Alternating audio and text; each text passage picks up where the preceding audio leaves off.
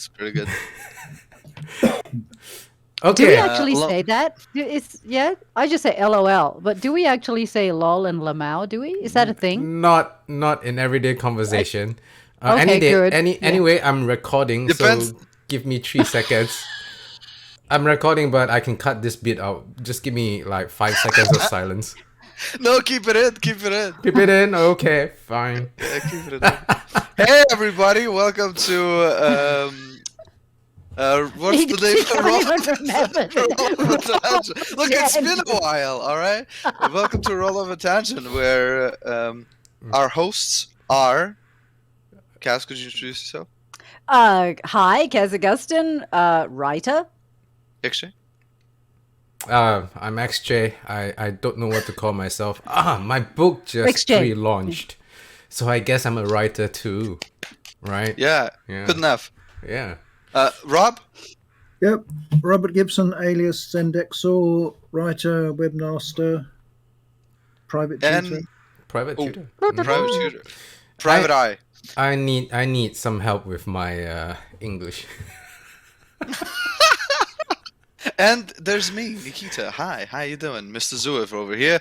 Haven't been published, but I have written a lot, so, take it with a grain of salt. And tonight we're looking at a story written for the challenge that we have on the podcast. We already had 2 episodes regarding this whole thing that we've done before. And tonight is going to be Robert, who has something to display for us. I think the name of the tale is Reconstructions, if I'm not mistaken. It's on his website, so you can go check it out. It's about 2,600, 2,500 words, so it's pretty easy to read. If you don't want the twist that comes in the middle of the story spoiled, click off, because I'm about to give you a little summary of what goes on. So, yeah, that's your time. Anyways, Reconstruction starts in the middle of World War II, 1943. And there's an investigation that goes on regarding a body that has been found in a place that it shouldn't be. A Japanese soldier has been found in the middle of the London barracks. And the whole situation goes on for a while there's some sort of investigation, and bits and pieces of this uncanny situation get uncovered until we realize that the real twist of the story is that this is not even happening. In fact, this is a room, or should we say a place, which has reconstructed that event to a perfect T, like it's happening right now at this very moment. And in fact, it's the future, where people are historians who go in and get to see moments like that with perfect clarity. Exactly how this happens is not really explained, but it does require a lot of energy, and that's why our historian was there to try and figure out how did the Japanese do it so early on, so long ago. For he believes that there's some sort of a connection between the machinery that he uses and what the Japanese did. That's the story, in a nutshell. It's very metaverse, shall we say, a souped-up version of the metaverse. Yeah. Do we want to give the actual blurb that we used for the challenge? Oh yeah, we Great used idea. Hold on. Do you want to do it, Cass? Because you did it last time. No, because I don't have it. Actually, I'm going to be I don't scrolling have around, it. Hey looking guys, you want to silly do like this thing? you, right? Yeah. I'm just used to ordering other people around. I see. Yeah, well, that's why you're in management. Yeah, exactly. Guys, you hearing this? All right. Okay. I'm also in management, by the way, so I can't really all right. Two alphas going off at each other. This is like popcorn moment for me. Yeah. I don't have the blurb up on my screen, so I do. okay, great. Now. So, Dateline, May 1943. Shock discovery. Japanese body found in London barracks. That's the thing that we gave to Rob. And before I share what I think about the story, XJ, you never talk first. Talk first. Okay, yeah, sure. So first of all, I am I thoroughly enjoyed the short story, but not really for what it was, but for Rob's very determined attempt at not writing a mystery story. because over the conversation, over our conversations over this period of time where we are doing all these podcasts and stuff, right, our private conversations, it came out that Rob just doesn't like writing detective mystery stories. And yes, I know it's actually very hard because you got to plan for everything, right? And so we deliberately trolled Rob by giving him this mystery setup. And of course, Rob trolled us back by turning it into a science fiction story. I know we thought we had him corralled. Guys, we thought we had him. We thought we had not given him any room to move, that he would have to write a mystery story, right? And that's what the three of us were thinking when we came up with this devilish blue. And then blow me down. Boom! He gave us a science fiction story. I was like, oh my god, Rob, this is so clever. Yeah. Well, thank goodness for science fiction. That's what I say. I am of a different thing. I say you pushed out. I say you should have done a story, and instead you were like, "Oh no, let me do more science fiction." We know you can do science fiction, Robert. It was a good story, but you could have done a detective story there. That was my predominant thought when I was reading the thing. I was like, "Oh my god, Rob, this is so you." The only real criticism I had was it was very obvious when Rob was like throwing up his hands and saying, I am not doing this mystery story and I'm going to write a science fiction one instead. Because about halfway through the story, the very science fiction-y 1950 horror science fiction-y thing came into play. When the inspector character in the story realizes what's up, and then all of a sudden the world building, which is the science behind all this, started being crammed into the story, and it becomes a bit difficult to make sense of what's going on. So it felt like it would have needed a lot more time to build up the stuff, to properly lay the tracks for the reader to understand. So it felt like the last 30-40% of the story became very crammed, very confused, and not sure what was going on with what. But aside from that, like I said, the whole time I was reading, I was laughing to myself. Oh, Rob. Yeah, anyway, those were my thoughts. Back to you, Nikki. Hold on, Robert wants to say something. Well, I was just going to say that actually, it's not confusing if you've if you've read the right books. For example, The World of Nalé by E. van Vogt. It does have this thing about similarizing in it, which is a highly interesting philosophical idea, which is that if you have two things made of exactly the same stuff, they actually become identical. So there's no distance between them. In the book, the guide travels from Earth to Venus simply by making something or other to 20 decimal places the same as something on Venus. This sort of idea, if it becomes part of your mental furniture, you become, less confused by my story, I think. Well, I guess my confusion then stems from the fact that I'm just a plebeian who don't read enough. Yeah, but it is also very thanks, Rob. It is also very dangerous to create work that can only be understood if someone has read other work. That means that unfortunately, in that case, the story may not stand on its own. It's a dangerous line to tread. It is, but I think every book since the Iliad and the Odyssey has probably trod that line to some extent. Since the Epic of Gilgamesh. Thank you very much. Yes. Even, okay. Oh, I'm Oh, like, yeah. oh, I'm Alright. starting to feel like a competition in snobbery right now. I would be very happy to lose that. Anyway, Kaz, what Yes. did you think about the story? Okay, well, first of all, I was dead impressed by the way that Rob managed to avoid the mystery thing, right? So I actually started chuckling through it and I thought, oh, you bugger, you managed to pull a rabbit out of the hat, didn't you? Right?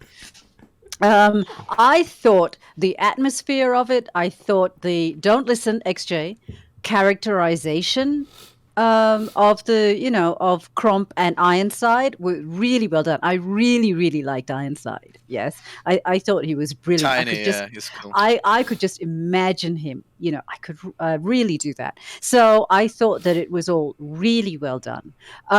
Now, I will skip to the end and then come back to the middle again. I was not reminded of Gosane from the world of Null A. And by the way, just as an aside, you guys do know that A.E. Van Vogt got together with L. Ron Hubbard and somebody else. I can't remember. It's sort of like remembering the seven dwarfs. You can only remember six of them.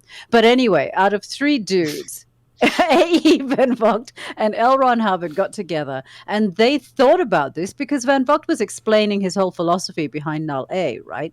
And they decided that the best way to make money from science fiction was actually to come up with an idea like that and turn it into a religion. And lo and behold, from this little casual conversation, it then progressed to Dianetics, and then it progressed to Scientology. I wonder how that happened. But anyway, so Roll I Off a was. Tangent podcast does not in any way, shape, or form hold these views in line. And Yeah, don't but know Kaz anything Gibson about does. these situations. That's a Well, that you can be sued by Scientology all by your lonesome. that is such a Okay. fascinating backstory. It is. It's a good one, isn't it? But anyway, so coming back to this, the end of the story did not remind me so much of Null A as Inception, the movie. Have you seen that movie, Rob? I've never heard of it, in fact.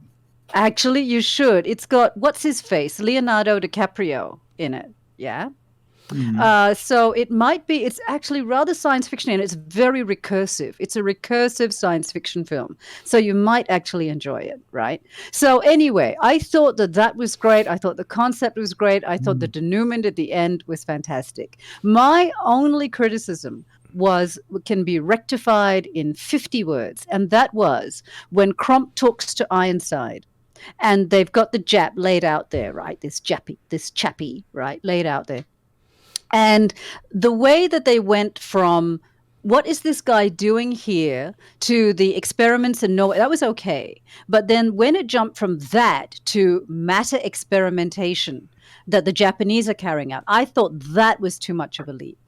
I thought that if Ironside had maybe discussed, we had been hearing something about the Japanese, playing around with moving stuff, but, I don't think that this is right, Professor. And then the professor will come in. And I think that was, so that leap I thought was just a little too fast. Yeah, Right? I think you're probably right there. I see what you mean, actually. Yeah. Yeah.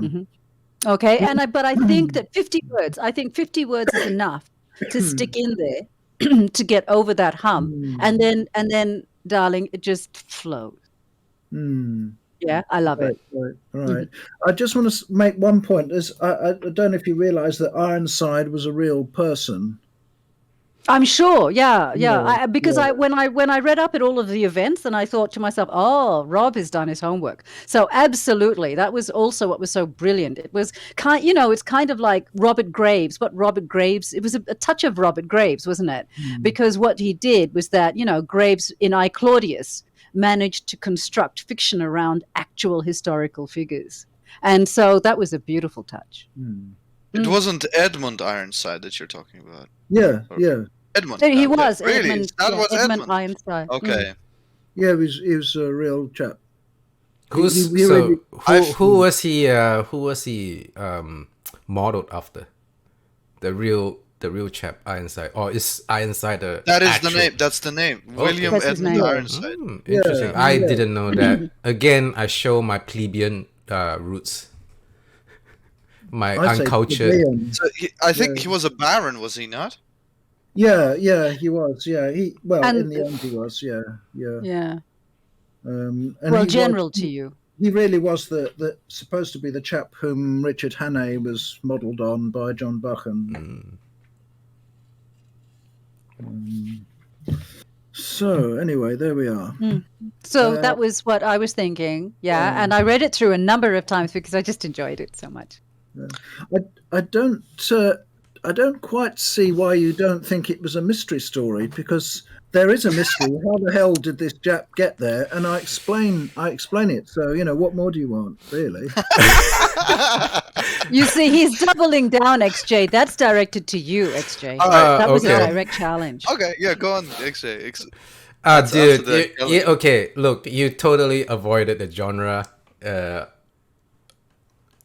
All of it. There is no gathering of clues. There is no sitting down and puzzling over anything. There is no examination of the scene, the crime scene. All of the stuff that we take for granted in either a police or detective story. It has none of that.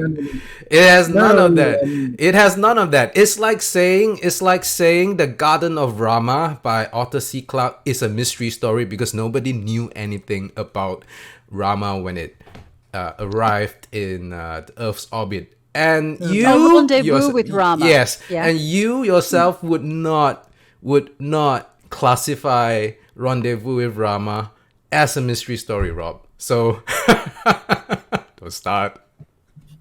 You wouldn't. Well, there's no question. There's no kind of anomaly involved in Rendezvous with Rama. It's an extraneous event. Whereas with the Japanese in Kensington Barracks, it's an anomaly. I mean, look. By going by your definition, the rendezvous with Rama itself was an anomaly because in the story nobody knows anything about whether there's an actual alien race out there, much less someone who made a cylinder about the size of an asteroid and launched it into space. That's not an anomaly. I mean that's simply the fact that it's an impingement of the outside onto our kind of sphere of. I mean, look. If that happens, you could class a whole lot of stuff as, a mystery story. I mean, it's. I'm not trying to make an argument out of this, but if I enjoy arguing.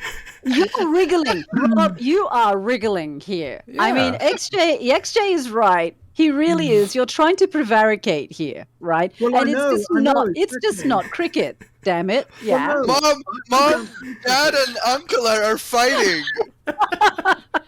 I tell you what, this business of examining the scene of the crime, a lot of detective stuff doesn't do that. Hercule Poirot doesn't examine the scene of the crime. He just sits there and thinks it all out and decides what must have happened. Basically, in good conscience, would you call your story a detective story? In good conscience, would you, if somebody gave this to you and said, "Hey, you have to say"? Oh no, I wouldn't call it a detective story, but I would call it a mystery story. Okay, but I mean that settles the question. I mean, I'm not criticizing your story, Rob. I really like it, but I know that. We're just having a fun argument. That's all. Well, I think you're all full of crap. Okay. Go on. What were you saying? It is a mystery because it can only be solved one way. There's only one possible explanation as to how this Jap body was in the barracks, and it must. I don't believe that at all. I don't believe that there's only one possible explanation. Because the thing we can do if we're feeling really nasty is to take the same blurb and cycle it through all four. Yeah. Please do. Maybe next time. Maybe next time. My God. Maybe when you guys are in charge of creating challenges, you can do that bullshit. All right. So we've heard what Cass thinks. We've heard what Rob thinks. Sorry, not Rob. XJ, because Rob. No, we did hear what Rob thinks. Well, we did hear. We more heard it. We more heard about what he thinks about you, XJ, and your definitions of mystery. let me say something else. So overall, the story is interesting. It has cool interactions within it. I also really enjoyed Ironside as a character. Knowing that he's based on a guy I've read about in books makes him like a bit cooler to me, right? Because William Edmund Ironside is a cool chap himself, right? So, but I kind of attribute what Mr. Ironside or General Ironside did on the field to Robert because he didn't make him, right? But it's cool that having this historical figure here really makes the story even more flavorful. I like the setup itself of how you started the story. That was good. Really enjoyed the fact that like we're straight in there, we're looking at the body, what's going on, what's going to happen. At the time, at my first time of reading, I've read this story about 6 or 7 times. Because a couple of times you sent it to me before it was like full released. Then I also read it before you did the edit, and then after you did the edit. So I did a bunch, and I also read it once today because we had a week of like when we didn't record. But anyway, yeah, the first time I read it, the setup itself was just singing to me like, yes, all right, we've got a Sherlock Holmes setup. Doesn't make any sense. How is he gonna make it make sense? And then you made it make sense by creating an extraneous circumstance which you can't account for, right? Which is a what is it called? As far as a mystery thing goes, it's fun, Cheating. right? It's a fun thing to be like, oh wow, I wouldn't expect that answer. That's a really crazy one. But at the same time, there's something little fleeting about how grand it is. I think when I was thinking of the setup when we were talking about it, aka the blurb that we gave you, not the setup of the story that you had, I was thinking of how grounded can we make this, and the more grounded the better. And I thought, right, it's World War II. It's like technology is at its base. It hasn't skyrocketed yet in the crazy times that are coming in the 20 years. So yeah, this becomes much more of a how could this happen?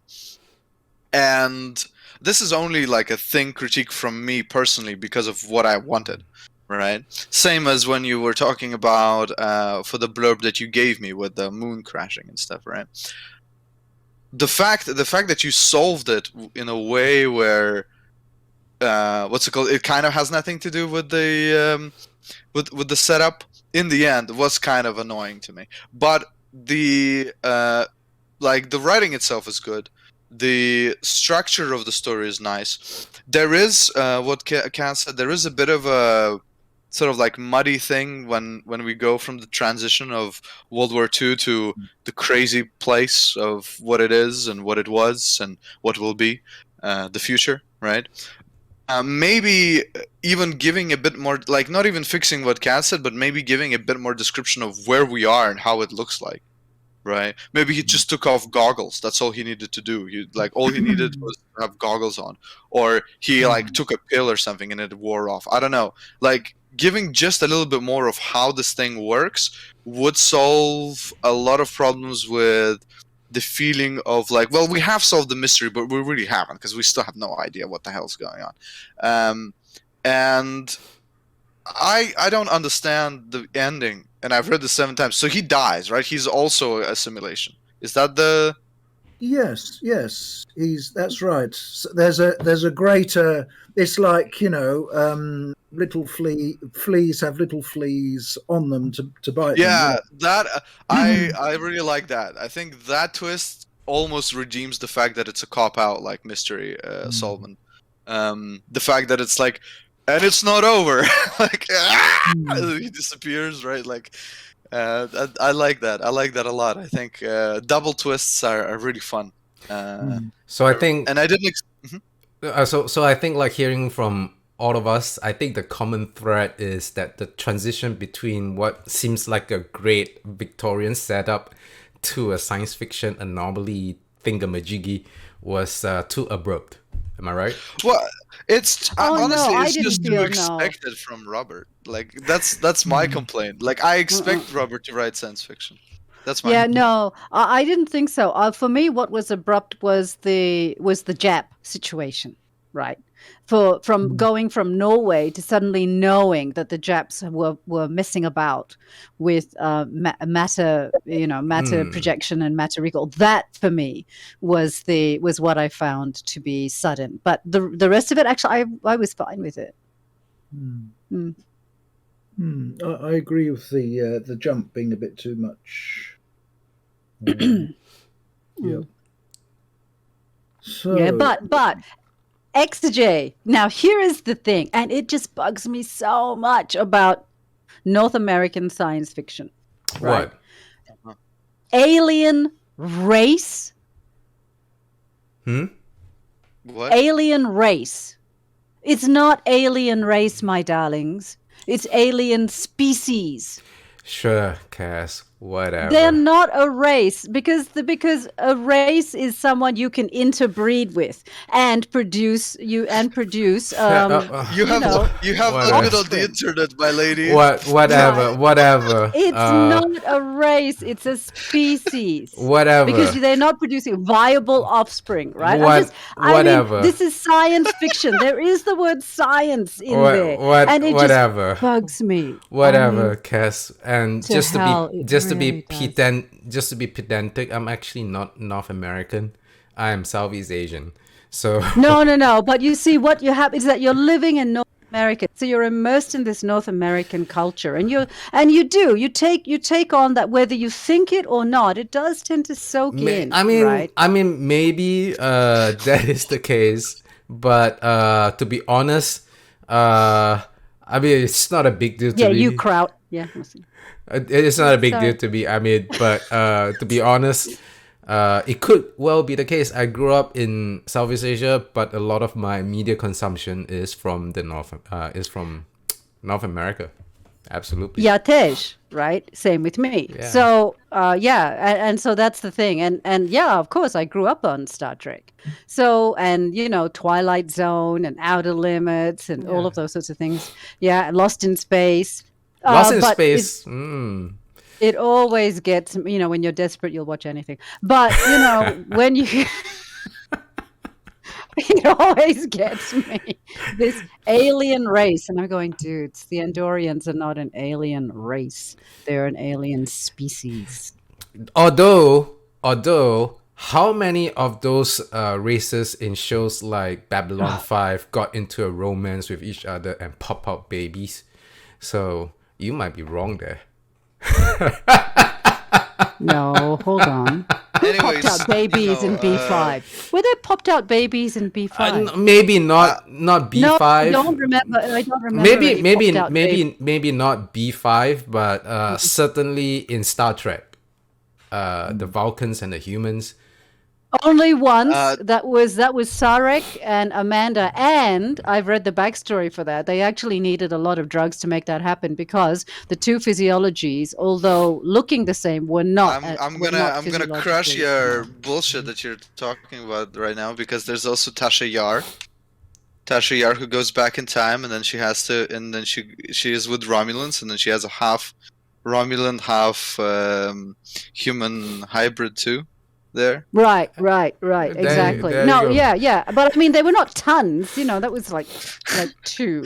And there's also and they weren't consistent within the Star Trek universe because they explained the first one and then they didn't explain the second one. All right. Anyways, so Rob's story was a really interesting thing that I got to experience. Sorry, Rob. And Vulcans are my favorite race on Star Trek, and so. To be back with the replications. Reconstructions. I don't fucking know. All right, listen. This story has a lot of potential in the case of how you sort of like word it, because you could go anywhere. You want to be there when Caesar gets eliminated. By his fellow senators and his son, get to find out exactly how that goes and so on and so forth. I mean, like, there's a lot of cool, cute, interesting things you could do. I'm sure you're familiar with the idea of Doctor Who, Robert, right? Yes. So Doctor Who has a setup where he has this TARDIS where he can go anywhere in the in any sort of like time, at any sort of like point of view. Yeah. and Although then he can. when I was watching it, he couldn't actually control where it went. I don't know if it's different now, but he'd lost the ability to control. I know about it from like perhaps 3 or 4 episodes that I've seen of it, and then a book I've read. I don't know much of it, but I know the concept, right? And this seems to me the story that you have here. There's a lot of potential where you could go. So despite the fact that I don't really like the idea that it became sci-fi in the middle, there is cool stuff you can do with the sci-fi idea that has come of this. There's also an interesting thing that I'm gonna bet 100% that you never experienced. It's called Assassin's Creed. It's a video game, and they have in that story, there's a thing called the Animus, and the Animus puts you down into basically a reality that is slowly created from information within your DNA. So you can relive whatever your ancestors were doing. And they find these important people. That there's this whole conspiracy basically about assassins in this timeline that have done cool stuff and have stolen really interesting artifacts that turn out to be alien. Spoilers for a game that's been out for like forever.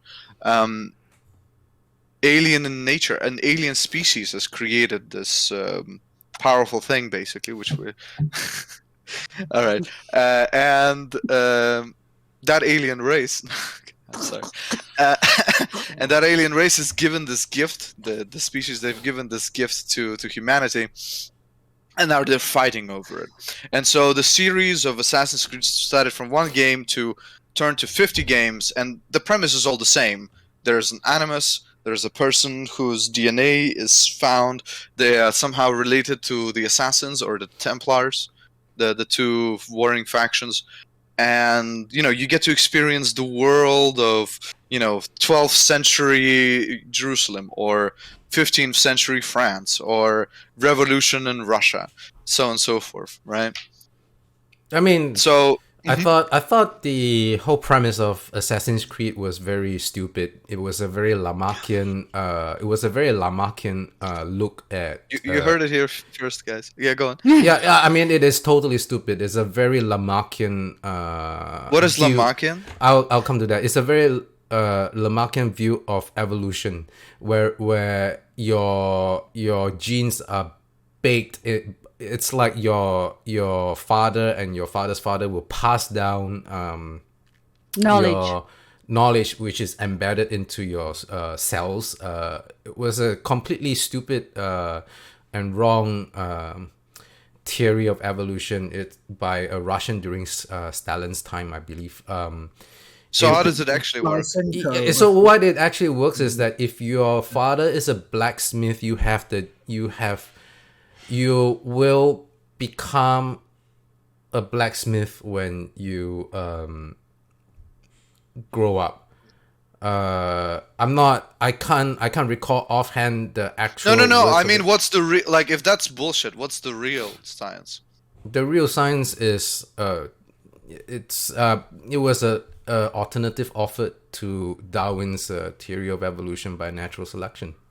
No. I'm talking about when you're calling that stupid. What's not stupid? What's not stupid is Darwin's theory of evolution by selection. So Darwin's the Yeah. Okay. Yeah, no, Darwin can't explain everything. So you're okay, Nikki. No, I'm not arguing. I'm just.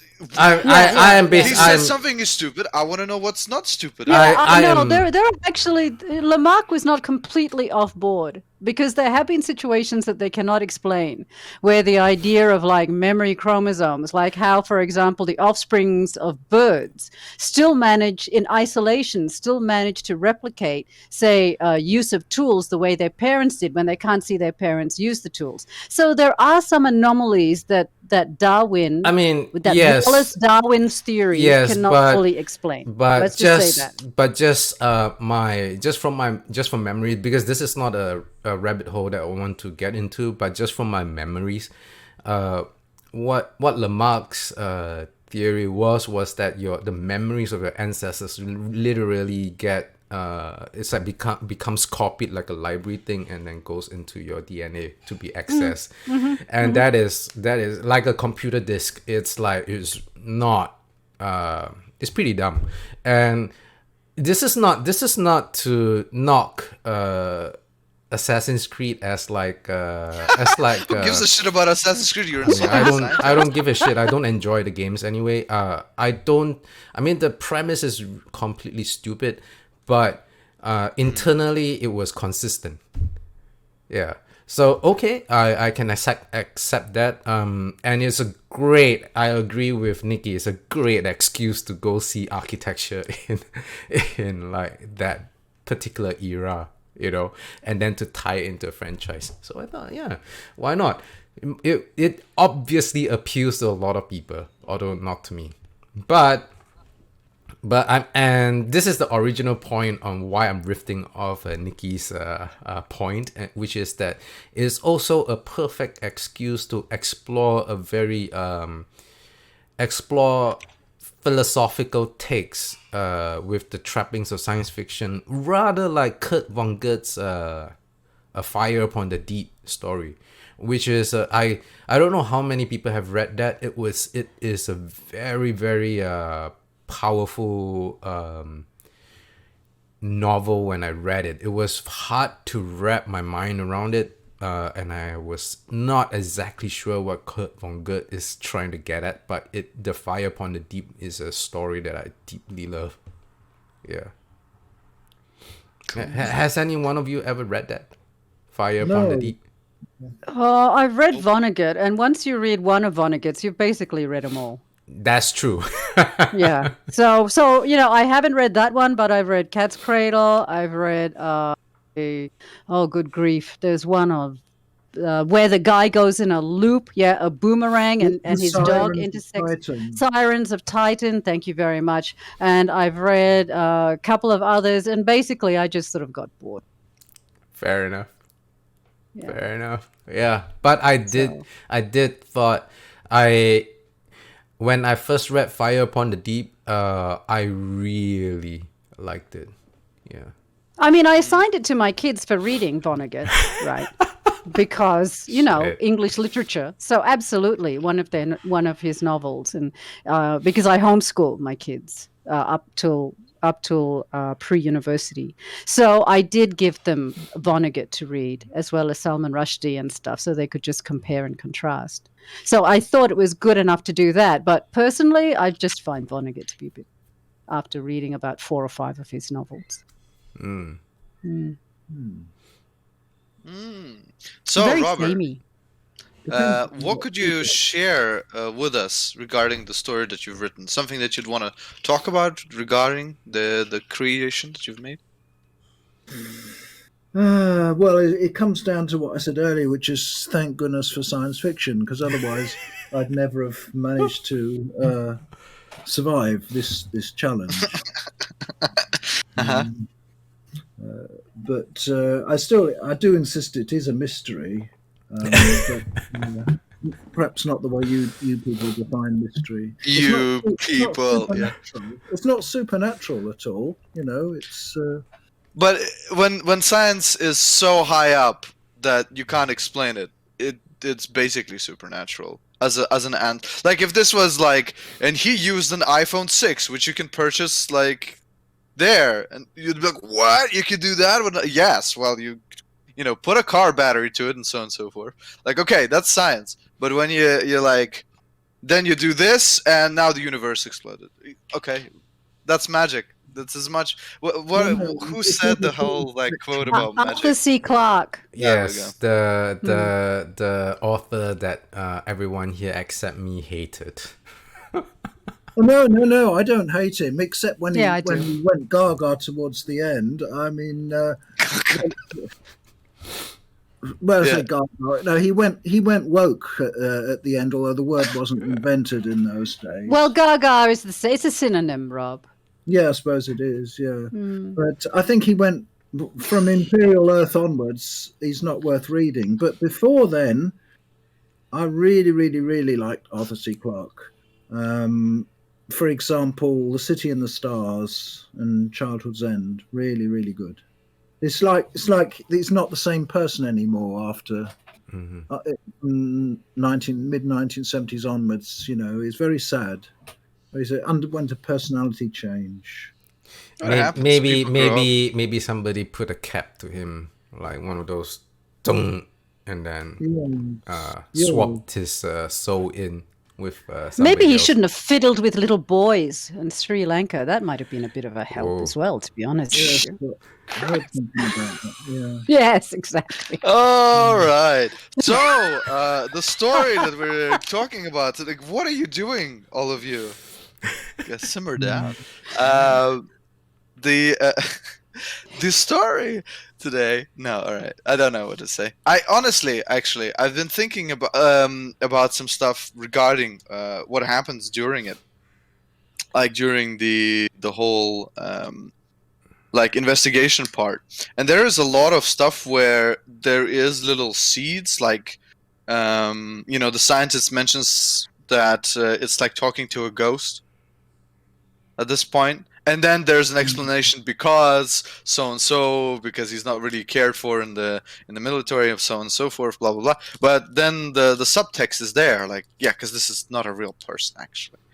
It's not after a while, but at the beginning of the story, they're all real because this is the idea is that there is actually no difference between the reconstruction and the original until the withdrawal process begins. In which case, Can they you sort of can you accept die in them. the simulation? I hadn't really thought about that. Well, you got 12 seconds to think about it. I don't suppose you can. No, I don't. Boring. All right. You see, because your language, that's a very good question. Because your language in the stories, right, implies that you can die, right? Yeah. Which is, you know, which is when he sort of says, oh, I suppose it was ruthless what Cromp did to, right? When Cromp thinks, oh, it was a bit ruthless what I did to Ironside. And so you get the impression that he actually feels for the death. And I was sort of thinking, look, the dude already lived and died centuries, millennia ago, right? So who cares? Because he already lived his life. We're only looking at a it's a hologram of him, Yeah, I thought simulation of him. the twist was gonna be that like the scientist knows exactly how the Japanese did it, and they did it through using like the batteries that they needed to do to use in order to do this was human lives. So as the scientist comes out, like there's like 100 dead, and he's like, "Damn it, I didn't get my answer." Right. And so I thought that the like, yeah, that the whole like, so all of these people that were working around were quote unquote real people, because you needed people in order to power this machine, right? So Ironside was real, quote unquote, because there was like a soul basically that was used in order for him to appear, right? But you've shadowed all that because you can't even die in it. I think probably Major props for that thought. Yeah. Yeah, the story should be divided into three parts. Really, the first is the part where everything is real in 1943, and then the second part is when there's an intermediate stage where the separation begins because of the withdrawal.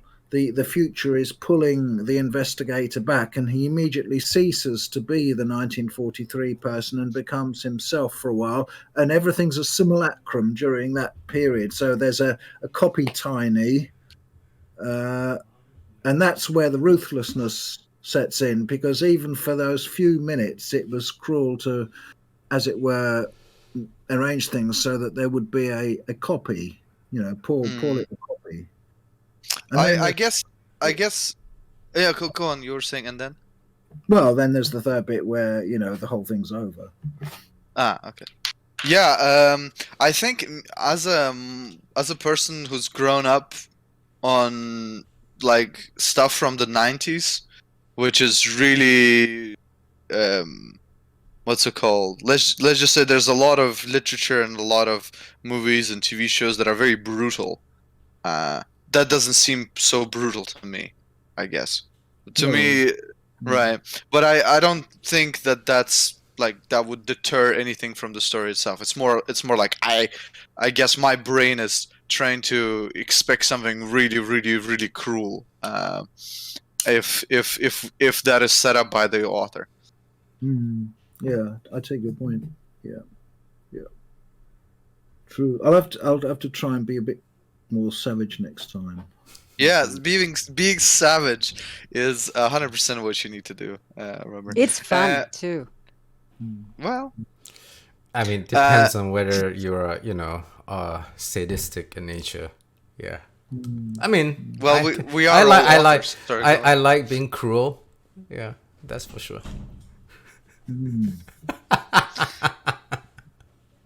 So Robert, I've got a couple questions for you. All right. Yeah. So question one: what made you choose putting William Edmund Ironside into the story? Was it just personal desire to see this man relive something one more time, see him do something within your writing, or why was that character chosen specifically? It may have been that it was just sort of whimsical notion, because I thought, well, he was one of the more interesting people in the British military at the time, and it would be quite fun to put him in there. Cool. And he was a bit of a failure by that time, although he was a field marshal. It was rather a case of being kicked upstairs, as I say in the story. Okay, fair enough. Question two: when you were basically doing the twist in the moment of the story, did you already have it in your mind that you were gonna do the double twisting, that the scientist is also a replica, or did that come later? If it came later, it didn't come much later, because I knew that the story would fall flat if there wasn't a double twist at the end. Yeah, the double twist really highlights. It was great. But the double twist was fantastic. Yeah. What were you saying, Rob? Yeah, one should. I admire the sort of writer who doesn't need twists, but who just revels in his use of language. And Clark Ashton Smith is like that. One of my literary heroes. Hold on, I'm going to take a drink. Hold on. I am sure if we went through all of the 17 or so episodes that we have, you have mentioned Mr. Smith at least once in all of them. It's a drinking game now, Rob. Right, I've got to take a drink every time you say. Oh, my favorite. I don't know if you've ever heard of him, my dear friends, but this man. Yeah, carry on, Rob. What were you saying? Anyway, you'll see what I mean when we do the immeasurable horror, because there's no twist in that. It's just description. It's just scary. Got it. Okay, and then the third and final question for $64. For $64, right on the money. Yeah. $1,000. So, when you were researching facts regarding World War II and how things were ongoing, the placement of the event itself, did you get a feeling that helped you in some way? The date itself, the what was going on in the war, in order to push the narrative a bit further, or was that more of like you had to really think how to push these ideas into the situation that they would make sense? Well, I think that it was quite a good year to set it in. I can't remember whether you specified the month as well as the year. I don't think we did. Yes, we did. You did. You specified the month. Oh, yeah. Well, that's quite handy, because May 1943 was when the U-boat menace was finally cracked, more or less, and it was when the Africa Corps was beaten in Tunisia. So it was quite handy just to be able to think of it as that turning point, and put that information in just for a bit of gritty reality. Awesome.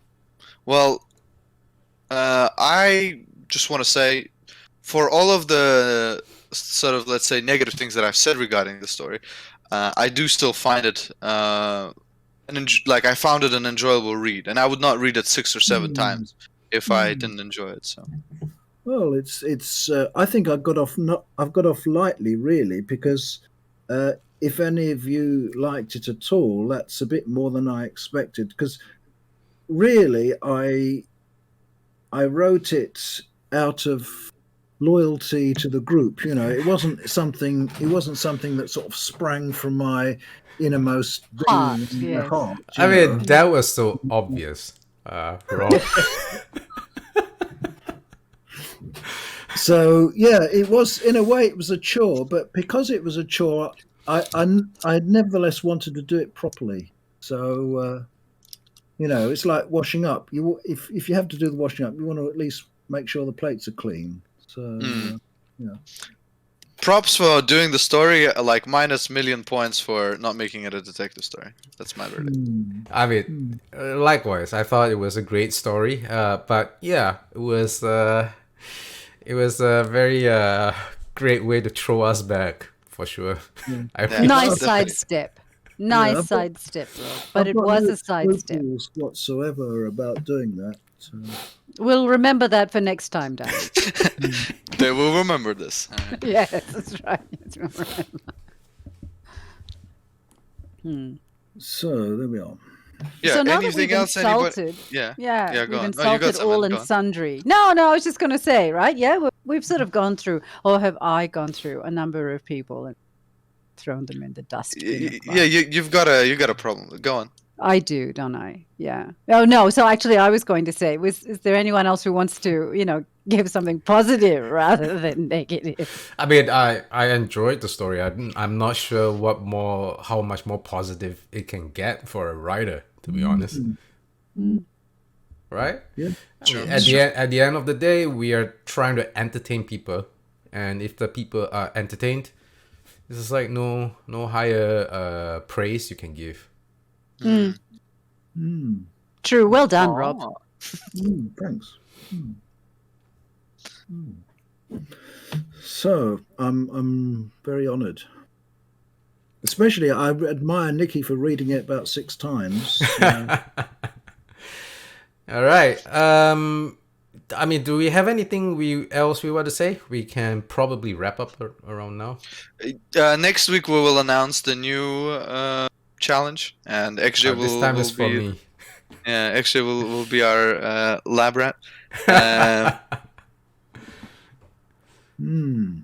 Something with lots of character. Something Yeah. with- Yeah. 2 girls talking yeah. about shopping. All right. Oh, Jesus, that is going to be so boring. Make it fun. Yeah, it's Yeah. your job. Okay. I guess that's it. Everyone? Yeah. All right, man. Well, thank you for listening, joining us this time around. If you liked our very friendly rivalry with each other, please like and subscribe just because of the drama. That's right. There's a lot of drama going on. Yeah, and comment if you want. Alrighty. Take care, everybody. Bye, guys.